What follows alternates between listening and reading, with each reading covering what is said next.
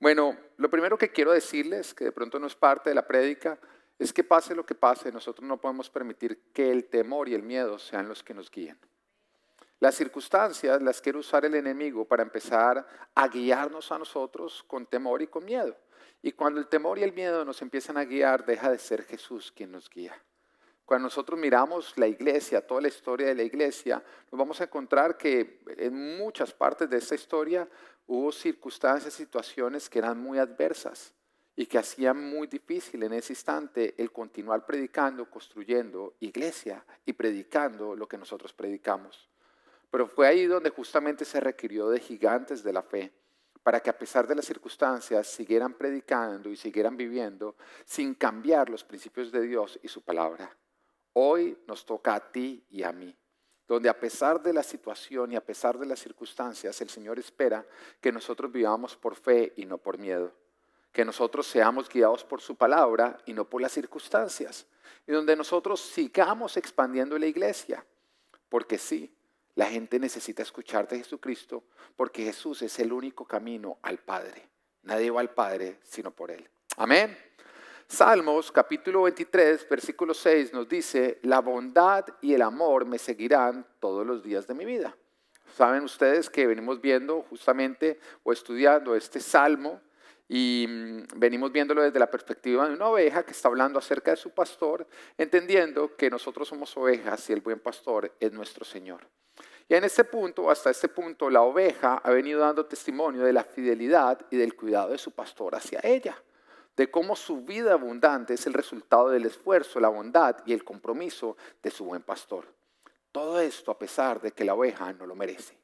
La oveja es consciente que todo lo que ella ha recibido no es lo que ella merece, sino a pesar de merecer lo contrario. Porque en múltiples oportunidades ella mereció sus actuar, su insistir, era en aquello que no debía. Se puso a buscar lo que no se le había perdido. Se puso a comer lo que le sentaba mal, a pesar de que el buen pastor le ponía un buen banquete enfrente de ella. Y a pesar de haber pasado por alto tantas advertencias de su pastor y más bien haber insistido en sus caminos. Todo esto dejando muy claro que el pastor todo lo que hace, lo hace por amor a su oveja, con un amor incondicional. Ahora, como cristianos, nosotros podemos testificar y nuestras vidas mismas testifican del cuidado y la fidelidad de Dios, de cómo nuestra vida abundante es gracias a su bondad, a su compromiso y a su fidelidad. A no renunciar a nosotros a pesar de nuestros errores, de nuestros pecados y de nuestros defectos. Porque todos acá tenemos una lista que a diario se hace más grande de todas las veces que le hemos fallado a Dios. ¿O no es así? Menos mal que Dios es bueno perdonando, no como nosotros. Menos mal que cuando nosotros vamos a Dios y le decimos, Señor, perdóname porque al meter la pata, Él nos dice, ¿para qué sigue diciendo si usted no va a cambiar? Usted sigue siendo el mismo. Gloria a Dios que Dios no es así, no nos responde así, sino que nuevamente nos perdona como si nunca le hubiéramos fallado y eso sabiendo que al poquito tiempo ya vamos a volver a meter la pata. Pero toda nuestra vida testifica cómo Dios insiste en nosotros a pesar de todas las veces en que le hemos fallado. Oiga, y todo esto a pesar de que cada vez que enfrentamos un nuevo reto en la vida, nos olvidamos de lo que Él ya hizo en el pasado y volvemos al miedo, volvemos a la preocupación y volvemos a la desconfianza. Como si Dios no fuera a fallar a pesar de que Él nos ha mostrado en múltiples oportunidades que Él es digno de confianza. Porque si hay alguien que se ha ganado nuestra confianza es Dios, o debería habérsela ganado, por toda su fidelidad. El simple hecho de que tú estés acá respirando hoy, de que tú hayas comido, de que tú estés vestido, de que tú tengas un techo, muestra la fidelidad de Dios contigo. Sin embargo, muchas veces se nos olvida y ante los nuevos retos volvemos a acercarnos a Él con desconfianza. Y eso a mí me recuerda la historia cuando Jesús se monta con sus discípulos en una barca y nos dice que empezó una tormenta y las olas se empezaron a levantar al punto en que empezaron a inundar la barca y Jesús estaba dormido, tranquilo, porque aunque las circunstancias parecían haberse salido del control, Él las tenía bajo control. Y los discípulos al ver las circunstancias se pusieron a gritar como locas y entonces despertaron a Jesús con cantaleta. Señor, sálvanos, no te importa que nos vayamos a ahogar. Oye, Jesús, tan harto que es que uno lo despierten o no. ¿No? Y con cantaleta. ¿A usted alguna vez lo han despertado con cantaleta? Es el peor despertador de todos. Nadie quiere que lo despierte. Ay, que mire, está ahí durmiendo, levántese. Y uno es como que déjeme arrancar, ¿no? Todo motor que arranca rápido, pues se quema.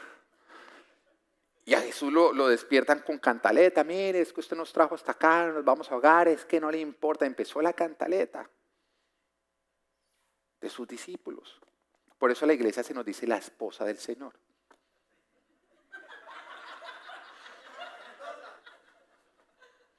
Hoy mi esposa no está acá, entonces no me meto en problemas. Amén. Alboroto, otras vayan y se calman, 8 días están calmadas.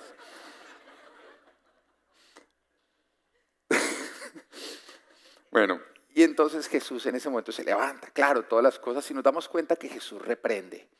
Reprende la tormenta, pero antes de reprender la tormenta, lo primero que hace es reprender a sus discípulos. Como hey, ¿hasta cuándo tendría que aguantármelos a ustedes, hombres de poca fe? Primero los reprende a ellos y después sí reprende la tormenta. Ahora, cuando miramos a Jesús, lo que es todo lo que nos muestra la palabra, nos damos cuenta que Jesús era es una persona de buen humor. Es de buen humor porque nos damos cuenta que siempre estuvo calmado. Aun cuando lo estaban torturando, calmadito, bendecía. Cuando lo acusaban falsamente, bendecía, calmado, todo bajo control. Sin embargo, lo vemos enojado en algunas situaciones. Y una de ellas es ante la falta de fe.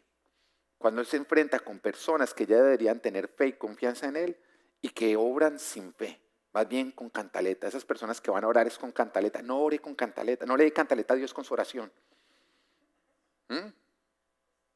Uno dice, no, Señor, mira la cantaleta. Él dice, yo te entiendo, a mí también me llega así por la mañana con el devocional.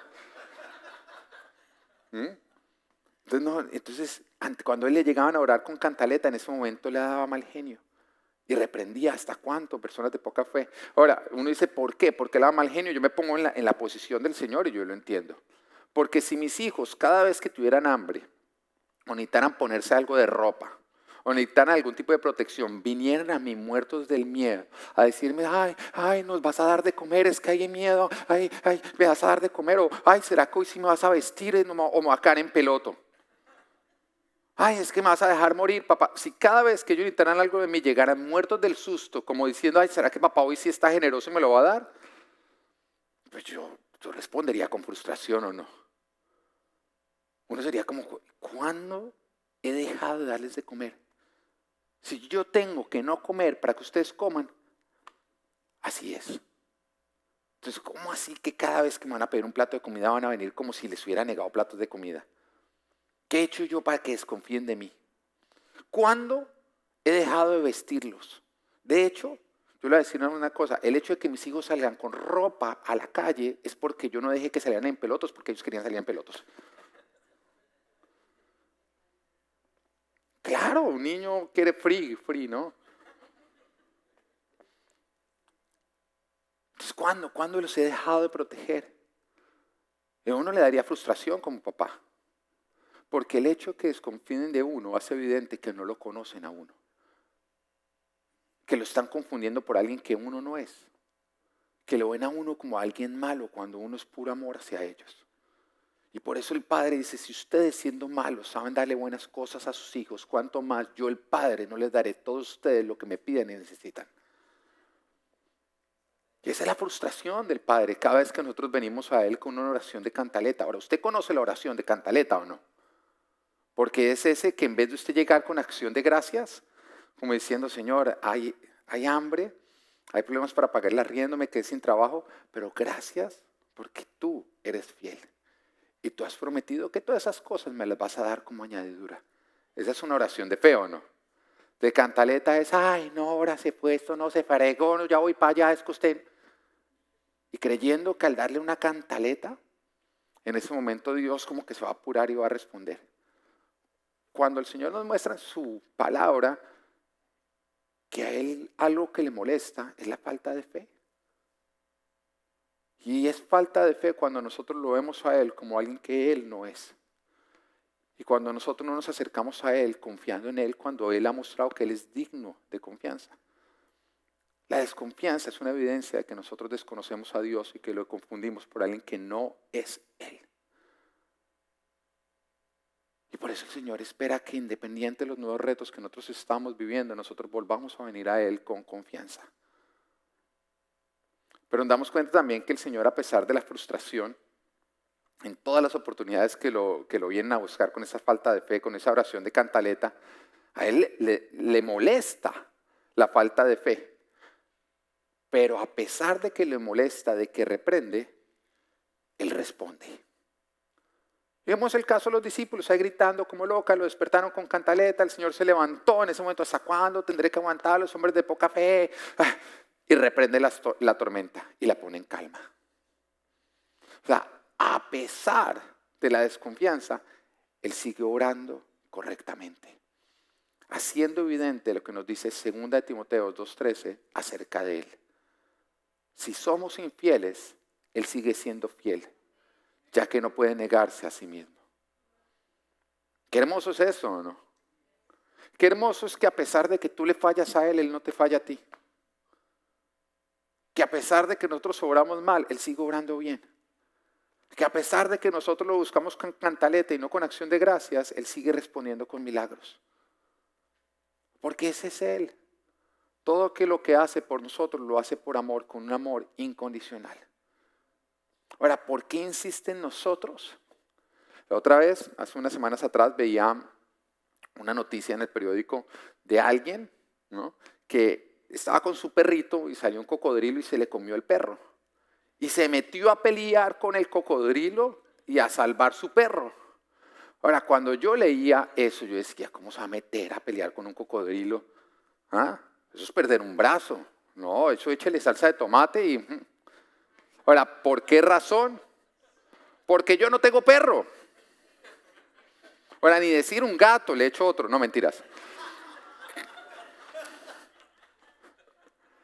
No me odies si tienes gato, fue un chiste chiquito. Ahora, ¿por qué a uno le parece absurdo el riesgo? Porque uno no tiene perro. Pero para el que tiene perro, mire, yo estoy seguro que Caro mete a Andrés. Lo empujo a vaya y rescate ese perro.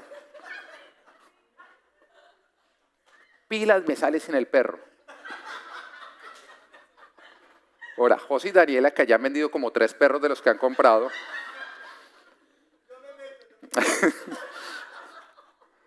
Le cobran el perro al cocodrilo. Bueno, mire, para el que no tiene perro, el riesgo puede sonar absurdo.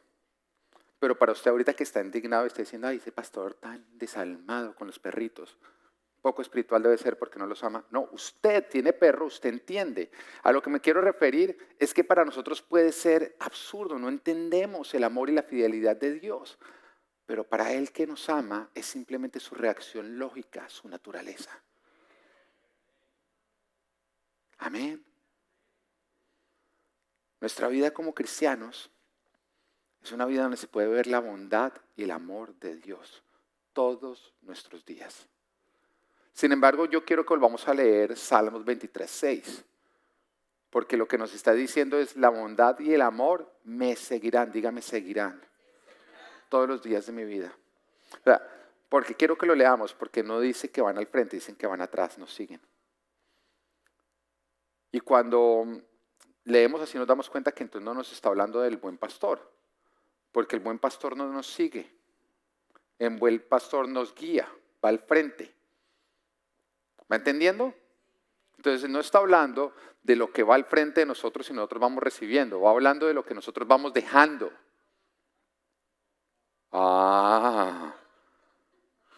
Suena, cambia o no. Este versículo está diciendo lo que debe quedar después de que una oveja del buen pastor pasa por un lugar.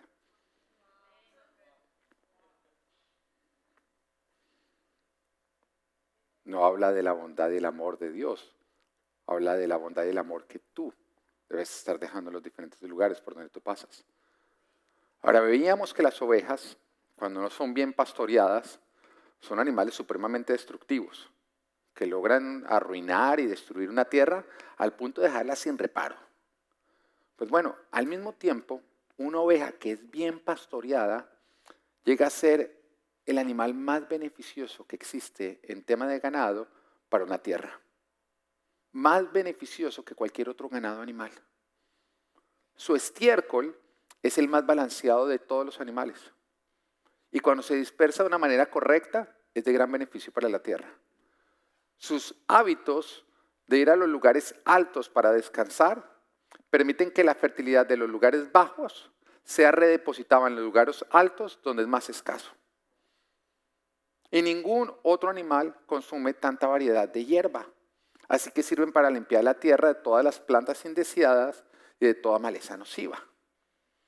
Esto quiere decir que cuando se pone una oveja, un rebaño, en un lugar y están bien pastoreadas, cuando el rebaño está bajo el cuidado de un buen cuidador, entonces las ovejas, el rebaño, logran limpiar y restaurar la tierra como ningún otro animal.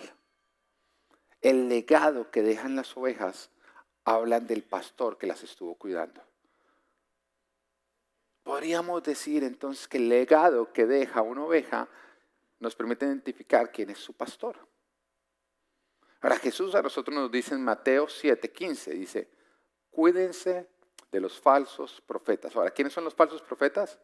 Son aquellas personas que dicen que son seguidores de Cristo, que son ovejas del rebaño de Cristo, pero que no son. Dice, cuídense de los falsos profetas.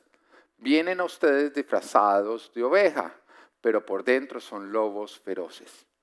Por sus frutos los conocerán. ¿Acaso se recogen uvas de los espinos o higos de los cardos? Del mismo modo, todo árbol bueno da fruto bueno, pero el árbol malo da fruto malo. Mira lo que nos está diciendo, que el Hijo de Dios no se reconoce por el amor y la bondad que recibe de Dios, sino por el amor y la bondad que deja. Por el fruto que nosotros damos. Porque el amor y la bondad que tú recibes habla de la fidelidad de Dios. Pero el que tú dejas habla de tu fidelidad a Dios.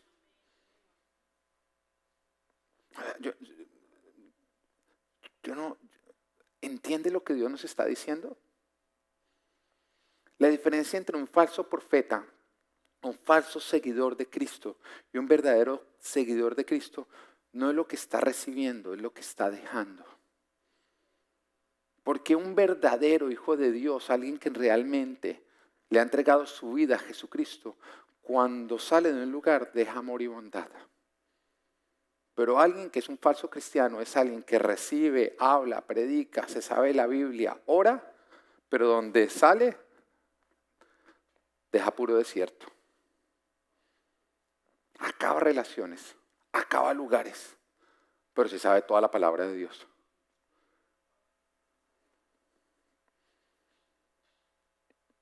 Es lo que tú dejas, lo que defines quién tú eres. Quién realmente tú eres. El amor y la bondad de Dios no debe terminar en nosotros, sino debe pasar a través de nosotros y llegar a otros. Debe quedar a nuestro paso. Y es por esta razón que cuando a Jesús le preguntaron, Jesús, mire, ¿cuál es el mandamiento más importante de todos? La pregunta fue sencilla, fue, ¿cuál es el mandamiento más importante de todos? ¿Cuántos mandamientos le están preguntando? Uno. Y Jesús responde, el más importante de todos es amar al Señor tu Dios por encima de todo lo demás. Pero a él no le hicieron más preguntas. Y sin ese le pregunté, dice, espere, el segundo es parecido a este. Y en ese momento podía preguntarles que nadie te está preguntando el segundo. No es que si no se cumple el segundo, no se cumple el primero, están completamente conectados. Y el segundo es, ama al prójimo como a ti mismo. ¿Y qué nos está diciendo con esto? Que sin amar al prójimo como a nosotros mismos, no estamos amando a Dios por encima de todas las cosas. Que tu amor a Dios por encima de todas las cosas se ve y se evidencia por cómo tú estás amando a los que Dios pone alrededor tuyo. Porque cuando tú amas a Dios por encima de todas las cosas, a tu paso, sin importar lo que tú recibas de ellos, tú estás dando amor y bondad, amor y bondad, amor y bondad, amor y bondad. Entonces tu vida como cristiano no se define por lo que tú recibes de otros, sino por lo que tú das a otros a pesar de lo que ellos te están dando a ti. Mira como Jesús dijo, no amen a los que los aman, no amen a sus amigos, porque eso hacen hasta los hipócritas. Eso lo hace todo el mundo, no, amen a los que los persigan, amen a los que los odian, bendíganlos. Es lo que Jesús está diciendo, ¿o no? Porque entonces se sabrá que ustedes son hijos del Altísimo. O sea, no estés mirando en los lugares donde tú te encuentras, no estés mirando cómo te tratan a ti. Lo que tú tienes que estar es enfocado en cómo tú estás tratando a otros, independiente de cómo te están tratando. Porque sí, hay lugares donde uno sale aporreado o no, porque lo trataron no mal. Pero eso no importa, eso habla de ellos. La pregunta es cómo tú respondiste ante ese trato. Porque Dios no te hace a ti responsable de cómo otros te tratan, sino de cómo tú respondes a esos otros. El Señor mismo lo dice en su palabra. Dice su palabra cuando envía a sus discípulos que cuando llegaran a una casa dijeran que la paz de Dios llega a esta casa, y si esa casa era merecedora de la paz iba a quedar. Pero si no era merecedora y los trataban mal a ellos, ¿ellos qué tenían que hacer? Ellos tenían que irse, sacudirse la arena de los pies, irse a otro lugar. Pero en ese lugar tenían que decir, lo tratamos mal, pero Él nos respondió con bondad y con amor. Independiente de cómo a ti te están tratando, tu obrar no puede ser definido por otras personas, sino por tu amor a Dios. Tu amor a Dios no se ve por lo que tú recibes de Dios, sino por lo que otros reciben de Dios a través tuyo. Amén. Tu amor a Dios no se ve por lo que tú recibes de Dios. No, se ve por lo que otros reciben de Dios a través tuyo. Lo que tú recibes de Dios evidencia el amor que Dios tiene hacia ti. Lo que otros reciben de Dios a través tuyo evidencia el amor que tú tienes por Dios. Seguir a Jesús nos requiere a nosotros amar al prójimo, perdonar a los que nos ofenden, dar misericordia, ser bondadosos. El que vive así va a dejar amor y bondad por donde pasa. La pregunta es, ¿cómo quedan los lugares por los que tú pasas? ¿Realmente se puede decir a ti, el amor y la bondad lo siguen? Por donde Él pasa, uno va y mira y, quedó amor y bondad. Ahora, tú y yo que vivimos en Miami sabemos lo que eso significa, ¿no? Uno es el Airbnb de los conocidos, ¿o no? Ay, no, yo tengo un amigo, un familiar de Miami, eso es, tengo apartamento, casa en Miami. ¿Ah? Cuando uno se iba a ir a Miami, los más felices eran los familiares y los amigos. En ese momento para ellos fue comprar apartamento en Miami. Tú sabes, ay, no, es que quiero visitarte, ni los ve uno. Pa'l mall entran. Bueno, en esa época, ¿se acuerdan de una época de moles, que uno iba a todo eso? Entraban y salían y los veía uno, pero ya no uno visitarlo. Oiga, y hay algunas personas que uno recibe y uno da gracias cuando se van, pero cuando ya se han ido. ¿O no? Gracias, Señor, porque te los llevaste, porque esos vinieron, fue a arrasar. A arrasar. No dejaron nada, dejaron el desorden. Porque ni la basura, los paquetes que compraron, las bolsas y los racimos se los dejaron a uno ahí como que sáquelos. Pero hay otros que cuando se van uno los extraña, ¿no? Ay, tan chévere que fue que vinieran, porque ellos no vinieron a llevarse, ellos vinieron a dejar. Uno ha tenido esas clases de personas, ¿o no? La pregunta es, ¿qué ocurre contigo cuando sales de un trabajo? Cuando te mueves a una nueva casa, cuando te reciben como visita, cuando vives una amistad. Sales y eres extrañado, o dicen, uy, menos mal se nos quitó este problema.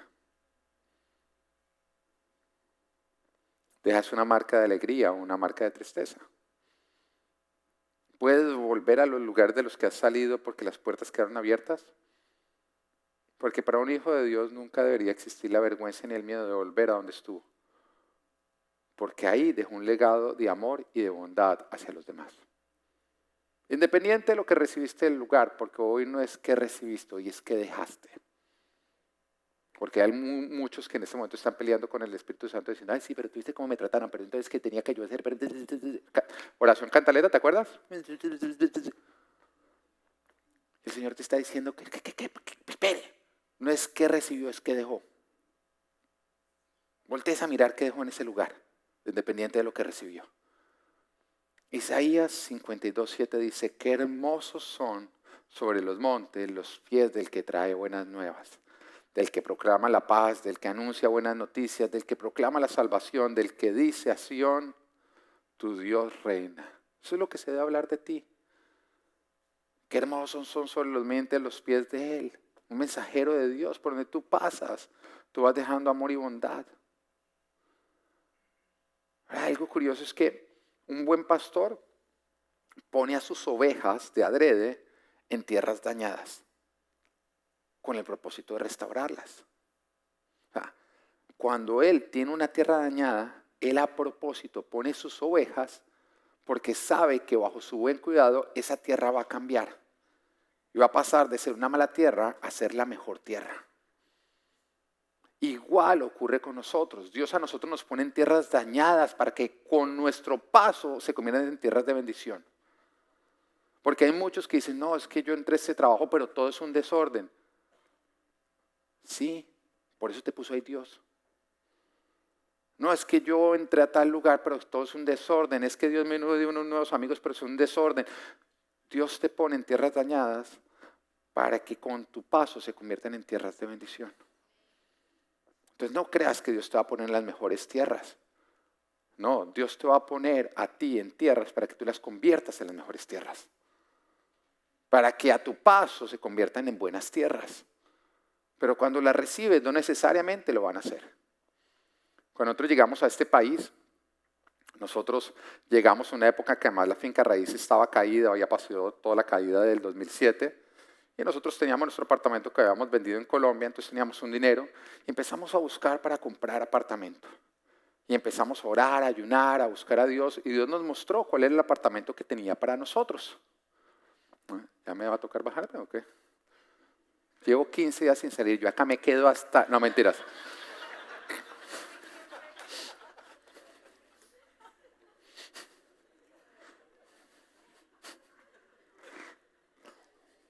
Bueno, entonces empezamos a ayunar y a orar. Y empezamos a pedirle a Dios, Señor, ¿cuál es el apartamento que tienes para nosotros? Y Dios nos lo mostró con claridad.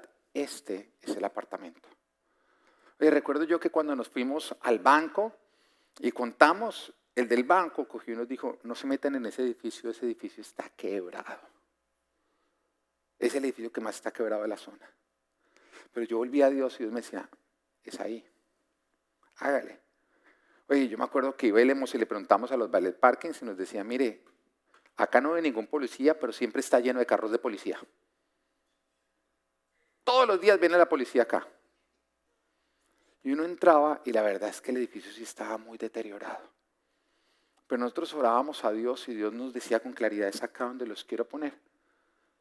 Y nosotros le creímos a Dios, Dios que a veces hace cosas sin sentido, ¿no?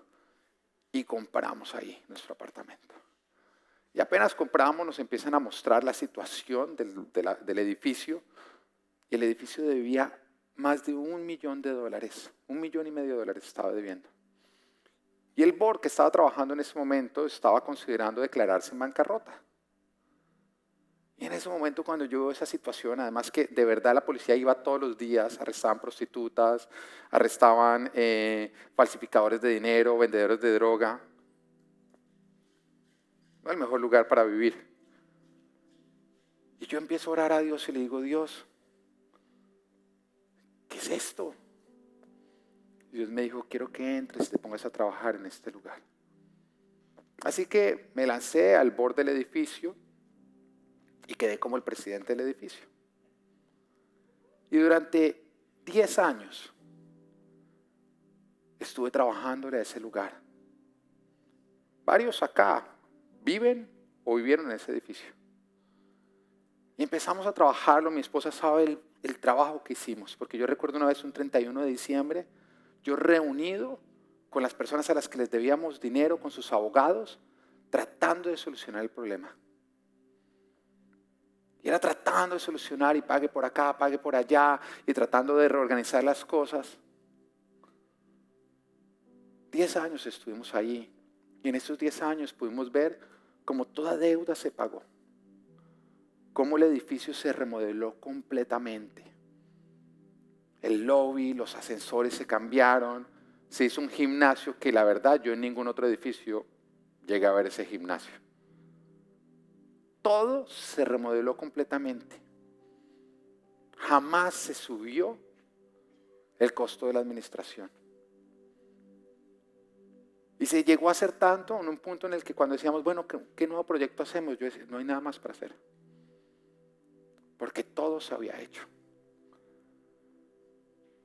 Y entonces Dios nos habló este año, un año en el que normalmente no debería ocurrir eso, pero Dios me habló y me dijo, quiero regalarte una casa. Y yo hasta le peleé, yo le dije, no, ¿cuál casa ahorita, Señor? Yo acá estoy feliz, además mira todo lo que hemos trabajado en este edificio. Y el Señor me dijo, quiero regalarte una casa. Y me dijo, y si no lo haces, tú me estás desobedeciendo. Y no solamente me estás desobedeciendo, sino que estás estancando la iglesia. Porque lo que tú vivas es lo que tú predicas. Y necesito que se extienda tu fe en lo personal. Entonces empezamos con mi esposa a buscar y bueno, el Señor nos regaló una casa espectacular. Hizo milagros, abrió mares, como todo lo que hace Dios, como este templo, que no hay una lógica humana, pero ese es nuestro Dios. Que Él nos da más de lo que nosotros creemos, o más bien lo que creemos, si le creemos. Pero el día que estaba yo trasteando, se me acercó uno de los ballet parkings. Y el hombre cogió y empezó a hablar y me decía, mire, yo llevo 30 años trabajando de ballet parking. Y he estado en muchos edificios, he estado en muchos lugares. Y de pronto se ataca a llorar y me dice, pero en todos los lugares yo nunca conocí un board member como usted. Usted es la persona más amorosa, más bondadosa que yo he conocido. Cuando yo veía todo eso a mí me tocó, y yo te estoy hablando cosas, porque muchas veces acá cuento cosas malas mías, ¿o no? Yo quiero contarte algo que a mí me tocó, porque en el momento que él se fue llorando, Jesús me dijo, fuiste fiel, dejaste bendición a tu paso, me representaste bien. Y como fuiste fiel, por eso ahora te regalo la casa de tus sueños. No esperes que Dios te dé tierras nuevas cuando tú has convertido las pasadas en un desierto. Porque tu paso por un lugar termina cuando tú conviertes ese lugar en una tierra de bendición. Y aquellas personas que están saliendo de lugares simplemente porque es que no me sirven, son desiertos, están dejando todo a su paso, son personas que están mostrando infidelidad. No importa el estado de los lugares donde tú entras, lo importante es cómo quedan cuando tú sales.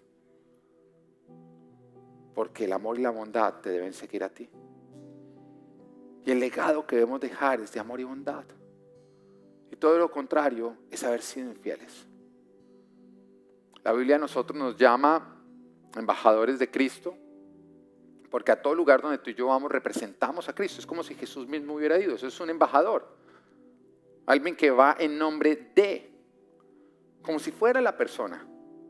Y nosotros somos embajadores de Cristo. Quiere decir que donde tú y yo vamos en el nombre de Jesucristo. Es como si Cristo mismo fuera.